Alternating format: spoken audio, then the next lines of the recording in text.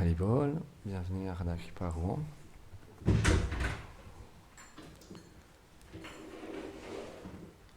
va continuer la lecture du Srimad Bhagavatam. Om Namo Bhagavate Vasudevaya.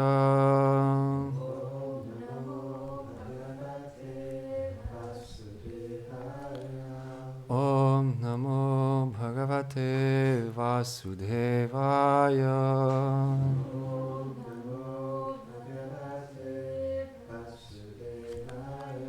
Om Namo Bhagavate Vasudevaya.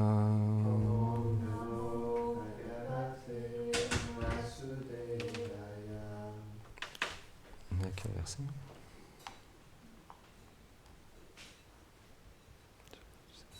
Tu sais à quel verset on est?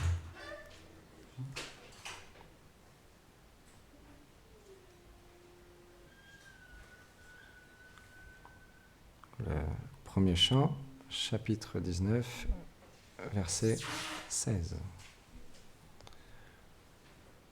Unacha Bhuyat Bhagavati Anante.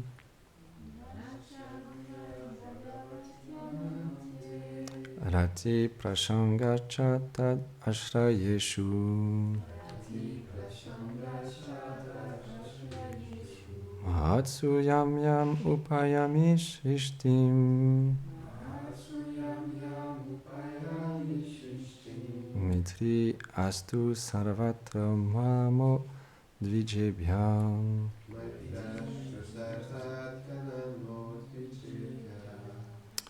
Encore une fois, j'offre mes hommages au Brahmana. Je prie pour que dans n'importe quelle naissance, je puisse avoir un attachement indéfectible pour le Seigneur infini, l'association des dévots et une relation amicale envers tous les êtres. Commentaire. Srila Vishwanath Chakravarti Thakur cite Parikshit. Peu importe la naissance que je prenne, puissé-je avoir un attachement indéfectible pour le Seigneur.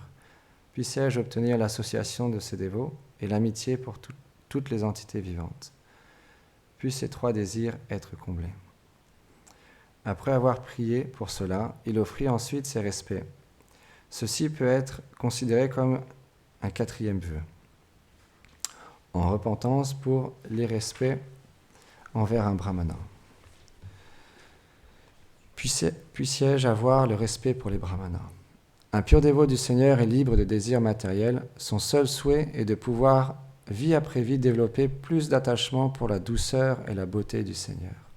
S'il désire une association, c'est celle des purs dévots qui n'ont aucune animosité pour aucun être vivant et qui désirent leur bien ultime. De tels dévots sont libres de toute conception duelle comme celle d'ennemis et d'amis, puisqu'ils sont situés sur le plan transcendantal de voir la vérité en chaque chose. Dans une telle compagnie, des plus favorables, les gloires des noms, de la forme, des attributs et des divertissements de Krishna sont chantés sans fin. Un tel lieu où résident de grands dévots est en vérité le véritable endroit où le Seigneur réside, car il n'est jamais séparé d'eux. Jai.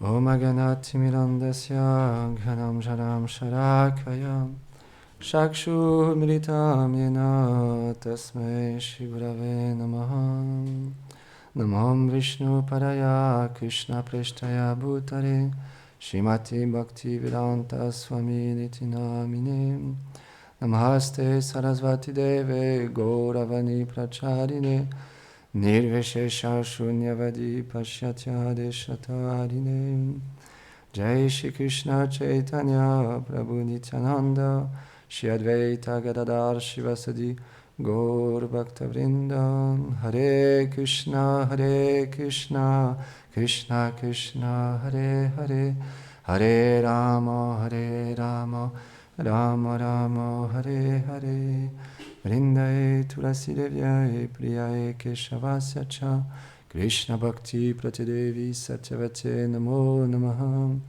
Vanchakarpatarubhyacha Kripa Sindhubhyahe Cha Patitanam Pavanebhyo Vaishnavebhyo Namo Namaha. J'implore les bénédictions de mon maître spirituel, pour pouvoir glorifier le Seigneur suprême, ainsi qu'à Govinda Maharaj, à toutes les dévotes et les dévots ici assemblés. Comme l'explique ce verset, spécialement le commentaire, là où réside un pur dévot, Krishna est présent. Parce que Krishna n'est jamais séparé de ses dévots. Et naturellement, là où le Vaishnav est, les gloires des noms, de la forme, des attributs, des divertissements sont narrés. Et on peut voir que quand on est associé avec un Vaishnav, naturellement on est associé avec la transcendance, comme explique ici dans ce commentaire. Parce qu'un Vaishnav, son cœur, il n'est pas dans ce monde. Son cœur est déjà dans les divertissements éternels de Radha et Krishna. Donc naturellement, quand on est ne serait-ce, on ne peut pas savoir par quelle bonne fortune on a atteint cette position d'être associé dans cette vie avec un pur dévot, alors naturellement, graduellement, à force d'être en association, le désir de pouvoir avoir une petite goutte de ce qu'il expérimente vient de notre cœur. Même une petite goutte, c'est très puissant. Ne serait-ce juste que le désir. Comme on explique souvent dans les conférences, le désir, c'est le moteur. Et c'est ce qui nous pousse à continuer à pratiquer le service de dévotion et à approfondir notre champ des saints noms. Parce que sans désir, ce n'est pas possible de pouvoir continuer. Et de développer une avidité pour entendre parler des gloires du Seigneur, parler sur les gloires du Seigneur, partager les gloires du Seigneur et servir le Seigneur suprême. Donc naturellement, parfois on a besoin aussi de stimuli ou de boosts qui font en sorte qu'on est inspiré dans la journée et dans notre chant des saints noms. Donc aujourd'hui, comme explique ce verset, c'est très important parfois d'entendre parler aussi des divertissements de Krishna. Donc, j'aimerais partager avec vous, pour le plaisir des Gurudev et des Vaishnavas, un divertissement qui m'a beaucoup inspiré ces derniers jours. Donc un jour, Srimati Radharani se trouvait à Javat et elle a eu ce désir d'aller dans la forêt pour rencontrer Krishna et ses amis, les Sakas. Mais, parce que Srimati Radharani était dans la maison de Jatila, à Javat, elle ne pouvait pas s'échapper comme elle le désirait. Donc elle a fait appel à Lalita Saki et à ses autres Sakis. Et donc Lalita Saki est venue, elle a dit « Oh Lalita Saki, s'il te plaît, j'ai un désir très intense d'aller dans la forêt aujourd'hui. Fais un arrangement pour moi. Ça fait des jours et des jours que je n'avais pas été dans la forêt et j'ai envie d'être dans cet endroit en ce moment. » Et donc Lalita Saki, qui est une associée très intime de Srimati Radharani, naturellement, elle a fait en sorte de trouver un arrangement. Donc elle a appelé Purnamasi, qui est la grand-mère de Madhu Mangal, la doyenne de Vraj. Tout le monde aime Purnamasi, tout le monde a du respect pour Purnamasi. Et parfois, c'est expliqué qu'elle est dans le camp de Krishna, parfois, elle est dans le camp de Srimati Radharani, et elle assiste et elle aide à la rencontre du couple divin et à l'organisation des divertissements. Et donc, Lalita Saki lui a fait part du sentiment de Radharani et elle lui a demandé de faire un arrangement. Et Purnamasi a dit on pourrait organiser un duel, une compétition entre les Sakas et vous, les Sakis. Et je vais aller voir Krishna pour organiser tout ça. Et Lalita Saki était très contente. Elle a dit oui, ça c'est une bonne idée. Et donc, Purnamasi s'est rendue à Sanket, qui est un lieu qui se trouve entre Varshan et Nandagram. Et elle est allée rencontrer Krishna, qui était avec tous ses amis en train de jouer. Elle dit oh Krishna, j'ai une bonne nouvelle pour toi. Il y a Srimati Radharani et les Sakis qui voudraient faire une compétition avec vous. Et je pense qu'on devrait organiser une compétition dans l'eau, des matchs entre les pâtres et les Sakis. Et Krishna dit oui, ça c'est une très bonne idée. Je vais prévenir tous mes amis, on va se préparer et demain on va défier les Sakis, on va les battre à ce jeu d'eau. Parce que il y a parfois des humeurs de compétition. Tout vient de Vraj, en fait.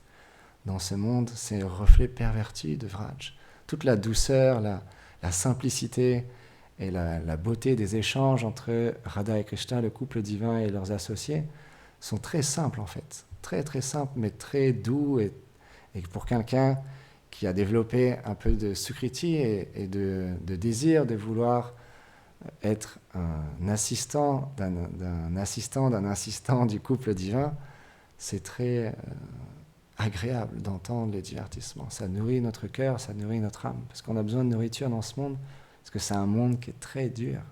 Il n'y a pas d'amour, il n'y a pas de joie véritable, même si on peut être dans une institution, on peut faire tellement de choses, on peut faire beaucoup de services, c'est rien comparé à la douceur et à la simplicité des divertissements de Radha et Krishna et leurs associés. On accomplit un service dans ce monde pour faire plaisir au maître spirituel, pour faire plaisir au couple divin et pour permettre, parce qu'on se sent fortuné d'avoir cette bonne fortune d'être associé avec un Vaishnava, avec un pur dévot, alors on désire simplement faire partager d'autres personnes qui ont aussi de la sukriti et qui veulent découvrir qui ils sont. Hier, on entendait Govinda Maharaj dans la voiture, un jeune de Angers, Isaac, qui posait des questions très intéressantes. Il disait, voilà, j'aimerais découvrir qui je suis. C'est une question qui m'intrigue, qui me trotte dans la tête, de savoir qui je suis véritablement. Et c'est une belle question, parce que c'est le but de la vie, c'est de savoir qui on est. Donc c'est quelqu'un qui est intelligent, parce qu'il se rend compte que dans ce monde, toutes les choses qui nous sont proposées, c'est juste lié au corps. Mais qui on est véritablement? Parce que ce corps, on va devoir le quitter à un moment ou à un autre. Tout le monde. Toutes les personnes dans ce monde, qui naît dans ce monde, doit un jour quitter son corps. Donc on doit comprendre qu'on est une âme spirituelle. Et que cette âme spirituelle, elle a une relation avec le couple divin. Elle n'est pas séparée du couple divin. Et elle a une relation vraiment merveilleuse. Ces divertissements qu'on partage sont justement là pour nous permettre de désirer réaliser qui nous sommes. Et donc, Purnamasi, elle est retournée à Javat. Elle a annoncé la bonne nouvelle à Srimati Radharani. Voilà. Demain, on va pouvoir organiser un combat dans l'eau avec les sakas. Et donc, Radharani était très contente. Mais elle lui a dit, mais je dois avoir l'autorisation de Jatila pour pouvoir sortir. Sans l'aval de Jatila, je ne peux pas sortir. Purnamasi a dit, ne t'inquiète pas, je vais aller lui parler. Et donc Purnamasi est allé voir Jatila, qui est la belle-mère de Srimati Radharani, la mère de Abhimanyu. Et donc, Purnamasi approche Jatila et dit, oh Jatila, j'ai une très bonne nouvelle à t'annoncer. Demain, c'est, je ne me rappelle plus le nom en sanskrit, c'est un jour très auspicieux où quand on adore le dieu du soleil, quand l'épouse adore le dieu du soleil, alors le mari il obtient des bénéfices incommensurables. Alors il a une vie plus longue et sa santé ne sera jamais affectée, il sera toujours en bonne santé. Ça serait bien que ta belle-fille, Srimati Radharani, aille au Suryakund adorer le Seigneur, le Deva du soleil, le dieu du soleil. Et Jatila, quand elle a entendu ça, oh oui, mon fils, s'il peut obtenir des bénéfices grâce à l'adoration de ma belle-fille, ça peut être très bien pour Abhimanyu, mon fils adoré. Donc elle a dit oui, c'est une bonne idée. Et va le dire à Srimati Radharani. Et Purnamasi a dit non, ça serait préférable que ce soit toi qui aille lui dire. Elle a besoin d'avoir ton aval pour pouvoir faire ce service. Donc Jatila a dit ok. Elle est allée voir Srimati Radharani, elle a dit oh, ma chère bien-aimée, parce que Jatila a beaucoup d'amour pour Radharani. S'il te plaît, demain c'est un jour de très bon augure où tu devrais donc adorer le dieu du soleil pour mon fils Abhimanyu. Et elle a appelé Lalita Saki, Vishaka, toutes les Saki, elle leur dit s'il vous plaît, prenez soin de ma belle-fille, Srimati Radharani, qui est très chère à mon cœur, protégez-la et restez près d'elle, allez avec elle, l'accompagner dans ce service. Et donc, le lendemain, Srimati Radharani et toutes les Saki rejoignent Krishna et tous ses amis, les pâtres, à Radhakund, un lieu très affectionné des Vaishnavas, le lieu le plus élevé dans cet univers. C'est expliqué. Srila Rupa Goswami, il décrit les gloires du Radhakund comme le lieu par excellence. Donc c'est un lieu très très spécial, très cher au cœur des Vaishnavas. Parce qu'il y a tellement de divertissements qui ont lieu à Radhakund. Et là aujourd'hui, encore une fois, c'est un divertissement qui a lieu à Radhakund dans l'eau. C'est expliqué qu'il y avait 8 sortes de jeux d'eau en fait, que les sakas et les gopis accomplissaient dans cet endroit, dans ce moment-là.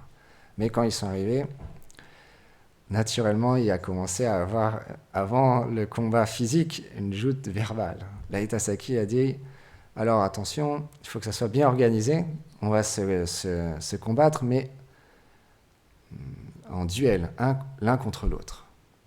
Donc Lalita Saki a dit, non c'est Madhu Mangal, il a dit, si c'est ça, ben moi je me défie avec toi Lalita Saki, parce que je suis très fort et je suis sûr de te battre. Et Lalita Saki a dit, ok, on verra bien pendant le duel. Et Vishaka, elle a dit, moi je vais me battre contre Subal Saka. Et Subal, il a dit, mais tu as aucune chance, je vais te battre, tu as aucune chance. Et Vishaka a dit, on verra bien pendant le duel. Et donc elles ont naturellement, toutes les Sakis et les pâtres, ils ont choisi que Radha et Krishna s'affrontent. Donc le jeu a commencé dans l'eau, et ils étaient tellement absorbés, mais vraiment, tellement absorbés. Au début, c'était comme amical, où ils jouaient de main contre l'autre, à essayer de se pousser, se faire tomber dans l'eau. Et donc c'était un duel très, très intense, parce que le Saka ou la Gopi, l'un comme l'autre, ils voulaient gagner. Et de plus en plus, le jeu avançait, ils devenaient de plus en plus absorbés, à tel point qu'ils oubliaient tout ce qui se passait autour. Ils étaient simplement focus sur la personne qui devait battre. Les Sakis comme les Sakas. Les deux étaient complètement absorbés. Et donc le jeu continue. Et à un moment donné, Shrimati Radharani a commencé à être fatiguée. Elle a dit à Krishna, je suis fatiguée, j'aimerais qu'on parte un petit peu à l'écart. Et donc Krishna, il a regardé à droite, à gauche, et il a vu que tout le monde était complètement absorbé dans le jeu. Donc il a dit, oui, c'est une bonne idée. Et donc Radharani est parti, et Krishna a suivi Shrimati Radharani. Et donc ils ont commencé à avancer dans une forêt de Vraj. Et les forêts à Vraj, elles sont tellement extraordinaires, avec des arbres à souhait, des arbres fruitiers, des fleurs, plein d'animaux. Et tout est merveilleux à Vraj. Tout est merveilleux et tout est en connexion avec le couple divin. Il n'y a rien qui est séparé. C'est ça qu'on discutait hier dans la voiture. Les arbres, ils offrent un service au couple divin. Donc quand ils rentrent dans leur forêt, les arbres, Gurudev, il a déjà partagé, ils se courbent et ils offrent leurs hommages au couple divin. Ils peuvent offrir un siège, leurs fruits, leurs fleurs. Et donc là, Radharani a vu un beau manguier. Mais elle a dit, oh Krishna, quel est cet arbre magnifique? Krishna, il a réfléchi, il a dit, mais Radharani, elle sait très bien que c'est un manguier. Donc dans son cœur, il a réalisé, en fait, elle me demande ça parce qu'elle veut que j'aille lui chercher une mangue. Alors Krishna, il a grimpé dans l'arbre très rapidement, il a pris quelques mangues et il les a offerts à Shrimati Radharani. Et Radharani, très contente, très satisfaite, elle les a mangées, les mangues. Et ensuite, ils ont continué. Et là, encore une fois, Radharani a fait, oh, quel est cet arbre magnifique? Quelles sont ces fleurs magnifiques? Krishna a dit, mais c'est un arbre Kadamba, tu sais très bien, Shrimati Radharani. Et donc Krishna, de nouveau, il a sauté dans l'arbre, il allait cueillir plein de fleurs, il a fait une belle guirlande de fleurs et il l'a mis autour de Radharani. Radharani a senti la fleur, elle était très satisfaite. Et comme ça, encore et encore, elle voyait un arbre et elle demandait à Krishna, mais quel est cet arbre? Et Krishna, il allait cueillir des fruits, des fleurs. Et à un moment donné, ils sont arrivés dans un merveilleux jardin, extrêmement beau, avec plein de fleurs, plein de fruits, plein d'animaux qui étaient vraiment en extase de pouvoir avoir le couple divin qui rentre dans leur forêt, dans leur lieu. Et Shrimati Radharani s'est assis dans un endroit, et à ce moment-là, il y a un pan merveilleux qui a commencé à avancer. Et il a commencé à danser. Le pan a commencé à danser d'une manière vraiment très experte. Et c'est expliqué, Srimati Radharani, elle adore la danse des pans. Elle affectionne particulièrement la danse des pans. Donc quand elle a commencé à voir ce pan danser, elle a été elle aussi mais complètement absorbée. Elle était complètement en admiration avec la danse du pan. Et Krishna, qui se trouvait à côté, le temps passait, donc ils devaient rentrer dans leurs maisons respectives parce que le soleil allait bientôt se coucher. Donc Krishna a dit « Oh Radhe, il faut rentrer ». Mais Radharani ne répondait pas. Aucun signe de réponse.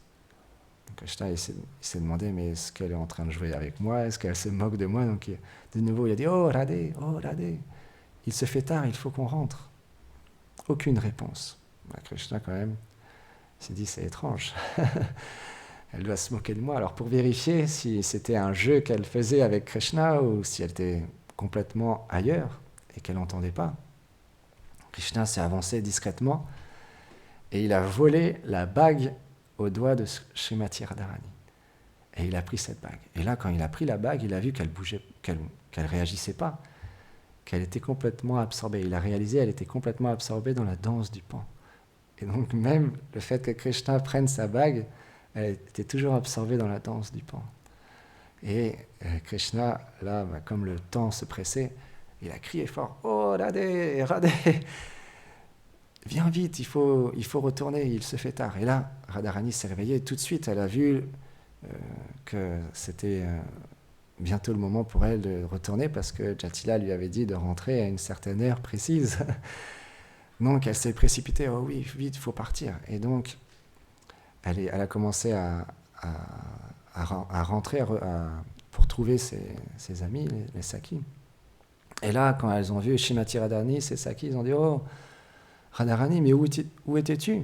Que fais-tu là? Il se fait tard, vite, vite, il faut qu'on rentre. » Et Radharani a dit « Oui, je sais, je vous expliquerai. Là, je n'ai pas le temps de vous expliquer. On doit se précipiter et rentrer tout de suite. » Donc, elles se sont rendues au bord de la Yamuna et elles ont demandé au batelier de pouvoir leur permettre de traverser la Yamuna pour aller dans leur maison. Et sur les barques, arrivées au milieu, Lalita Sakhi, elle observe Srimati Radharani, elle fait « Mais il te manque un bijou. Il y a un bijou là qui manque. » Et elle regarde de plus près, elle dit « Oui, t'avais une bague à ce doigt-là. Je m'en rappelle. » Mais Radharani a dit « T'es sûr? Peut-être que tu t'en rappelles plus, peut-être que ce matin tu l'as pas mis cette bague-là. » Mais Lalita Sakhi a dit « Si, j'en suis sûr. Tu avais cette bague à ce doigt-là. Il manque une bague. » Et donc Radharani, elle a dit « Ok, il faut qu'on retrouve cette bague. » Alors Lalita Sakhi a demandé au batelier de rebousser chemin. Ils sont retournés à l'endroit où ils ont pris les bateaux, ils ont cherché autour, voir si la bague n'est pas tombée. Après, ils ne trouvaient pas la bague, donc Lalita Sakhi a demandé à Radharani « Mais où étais-tu alors? Explique-nous. » Et donc Radharani a dit « Voilà, j'étais dans un jardin magnifique, et donc j'étais assis à cet endroit. » Donc ils sont tous rendus dans ce jardin, ils ont cherché partout la bague, mais ils ne la trouvaient pas. Et donc Lalita Sakhi a dit « Mais quand même, une bague, ça ne peut pas tomber comme ça. C'est bien accroché à ton doigt, ça ne peut pas tomber facilement. Est-ce que tu n'étais pas avec quelqu'un? » Et Radharani a dit « Oui, j'étais avec Krishna. » Et là, tout de suite, Lalita Sakhi a compris que ça devait être forcément Krishna qui a volé la bague. Et Lalita Sakhi a dit « Si tu veux, je peux retrouver ta bague, mais tu dois me faire confiance et suivre mon plan. » Et Radharani a dit « Oui, bien sûr. » Et donc, Lalita Sakhi et Radharani se sont déguisés en bateliers. Ils se sont rendus au bord de la Yamuna, et au même moment, Krishna, il était de l'autre côté de la rive, et pareil, il se faisait tard, il cherchait un moyen pour rentrer chez lui. Et il devait traverser la rive, mais il n'y avait plus de bateau. Et donc, quand il a vu ces deux bateliers, il dit « Hé, vous là-bas, s'il vous plaît, je dois rentrer chez moi, c'est important. S'il vous plaît, venez me chercher. » Et là, Radharani, Lalita Sakhi, sous la forme de batelier, dit « Oh, on a eu une dure journée, tu sais, on est fatigué, il se fait tard. Je pense qu'il faut que tu trouves un autre moyen pour rentrer. Nous, on va rester ici. » Et là, Krishna, il a commencé à dire « Mais non, c'est important. Mère Yashoda, qu'est-ce qu'elle va penser de moi, ma mère? S'il vous plaît, s'il vous plaît. Et Krishna, il a insisté. Et puis les bateliers disent non, non, non, il faut que tu trouves une autre solution. Krishna a dit, je vous paierai le double du prix habituel. Et puis elle disait, non, non, non, nous on est trop fatigués, on a déjà fait notre journée, trouve une autre solution. Et là, Krishna, il a insisté, il commençait à pleurer, à dire, non, mais qu'est-ce que je vais faire? Je vais mourir, moi, ici, tout seul, vous n'allez pas me laisser ici, il se fait tard, qu'est-ce qui va m'arriver? Et je vous paierai 4 fois plus le prix. Donc là, les bateliers, ils ont dit, ok, on va aller voir ce jeune garçon. Et donc Radharani et Lalita Sakhi ont pris le bateau et ils se sont rendus pour chercher Krishna de l'autre côté. Donc Krishna est monté dans le bateau et arrivé au milieu, Radharani et Lalita Sakhi ont dit sous la forme de bateliers, donc Krishna il ne pouvait pas les reconnaître. Alors maintenant, il faut que tu nous payes. Parce que on veut être sûr, parce que tu es bien gentil, tu nous dis que tu vas nous payer 4 fois, mais on veut que tu nous payes tout de suite. Et là, Krishna, il commence à dire, oui, mais vous savez, là, j'étais en train de garder les vaches, j'étais dans les pâturages, j'ai rien sur moi. Mais vous inquiétez pas, je vais vous payer, mais là, j'ai rien sur moi. Et là, Lalita Sakhi, sous la forme de batelier, elle s'est mise vraiment en colère. Elle dit, comment tu oses? Tu nous annonces que tu vas nous payer 2 fois plus, 4 fois plus, et là, tu nous dis que tu as rien. Moi, je veux rien entendre. Je te ramène de l'autre côté.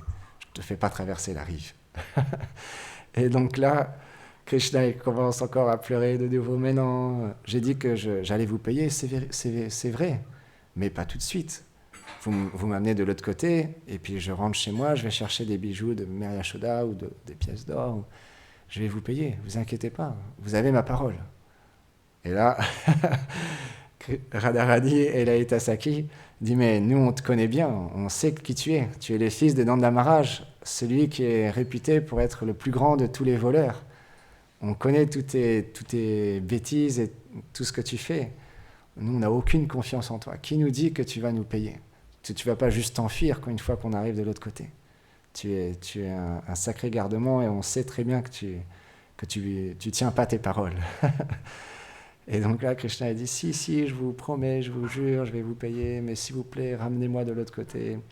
Et Lalita Sakhi, sous la forme du batelier, a dit, ok, à une condition, c'est que je te fouille, et si je trouve quelque chose sur toi, alors cette chose-là nous appartient. Est-ce que tu es d'accord avec ça? Et là, Krishna, dans la précipitation, il avait oublié qu'il avait volé la bague de Radharani.